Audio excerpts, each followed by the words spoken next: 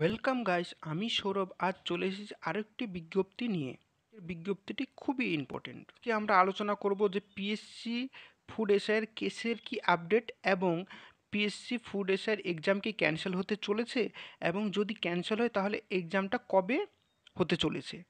কিন্তু তার আগে আমি বলবো বন্ধুরা, এই চ্যানেলে চাকরির সংক্রান্ত সমস্ত রকমের খবর এবং ফুড এসআইয়ের সমস্ত রকম আপডেট আমি দিয়ে থাকি, তাই চ্যানেলটিকে এক্ষুনি সাবস্ক্রাইব করো। তাহলে চলো শুরু করা যাক।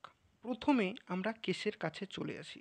দেখো, আগের সপ্তাহে কেসটা উঠতে পারেনি, একটা রাজনৈতিক কেস চলছিল বলে, এবং এই সপ্তাহে কোনো একটা কারণে কেসটা উঠতে পারেনি। এই কেস সম্ভবত সোম থেকে বুধবারের মধ্যে ওঠে। তো সোম থেকে বুধবারের মধ্যে উঠতে পারেনি, এবং এবার ঈদ চলে আসলো, শুক্রবারে এই কেস হবে না।